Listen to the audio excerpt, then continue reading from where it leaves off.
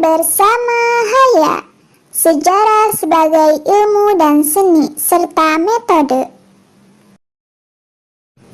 Sejarah sebagai ilmu. Sejarah sebagai ilmu adalah suatu susunan pengetahuan tentang peristiwa dan cerita yang terjadi di dalam masyarakat pada masa lampau, yang disusun secara sistematis dan menggunakan metode yang didasarkan atas asas-asas, prosedur dan metode serta teknik ilmiah yang diakui oleh para pakar sejarah. Sejarah merupakan ilmu yang mempelajari masa lampau manusia. Sebagai ilmu, sejarah merupakan ilmu pengetahuan ilmiah yang memiliki seperangkat metode dan teori yang dipergunakan untuk meneliti dan menganalisa serta menjelaskan kerangka masa lampau yang dipermasalahkan. Syarat-syarat pokok sejarah disebut sebagai ilmu memiliki kriteria sebagai berikut.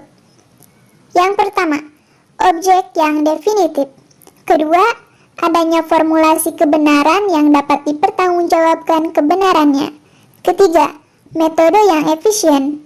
Yang terakhir, menggunakan sistem penyusunan tertentu.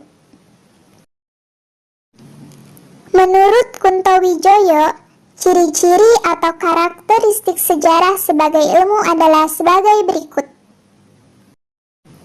Pertama, empiris. Empiris berasal dari bahasa Yunani, yaitu empeiria, yang berarti pengalaman.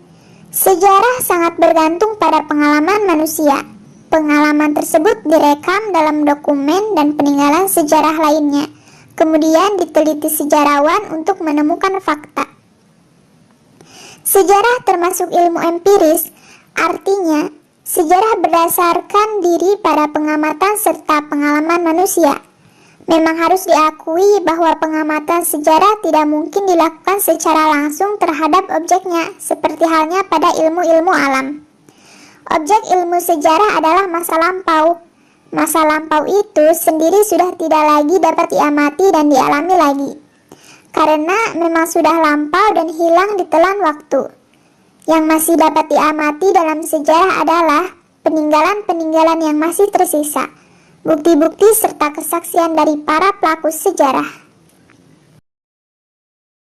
Kedua, memiliki objek.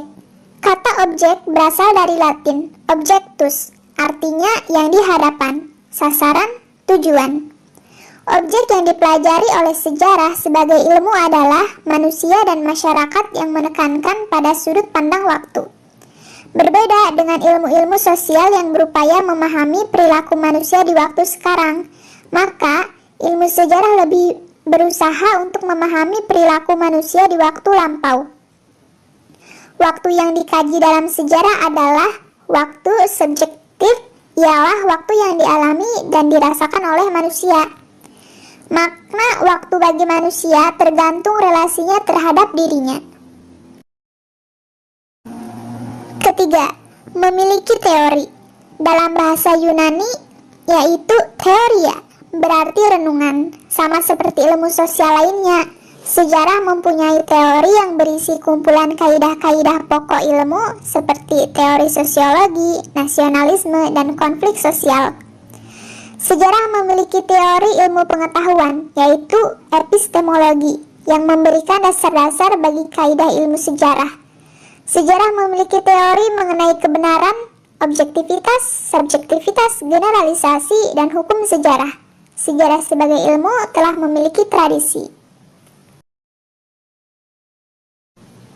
Keempat, memiliki metode. Metodos adalah bahasa Yunani yang berarti cara. Dalam rangka penelitian, sejarah mempunyai metodologi penelitian yang menjadi tradisi ilmiah. Metode yang digunakan dalam sejarah adalah metode sejarah. Dengan metode sejarah itulah akan dikaji keaslian sumber dan sejarah, kebenaran informasi sejarah, serta bagaimana dilakukan interpretasi dan inferensi terhadap sumber data sejarah tersebut. Kelima, yang terakhir yaitu mempunyai generalisasi. Studi dari suatu ilmu selalu ditarik suatu kesimpulan. Nah, kesimpulan tersebut menjadi kesimpulan umum atau disebut sebagai generalisasi. Jadi, generalisasi merupakan sebuah kesimpulan umum dari pengamatan dan pemahaman penulis.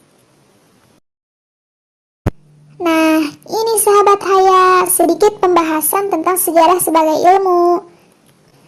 Belajar sejarah itu sangat penting untuk menambah wawasan dan ilmu pengetahuan kita, di mana kita bisa belajar dari masa lampau untuk menjalankan hidup ke depannya. Kita harus berkaca ke masa lalu untuk masa depan. Nah, seperti itu sahabat Haya. Terima kasih.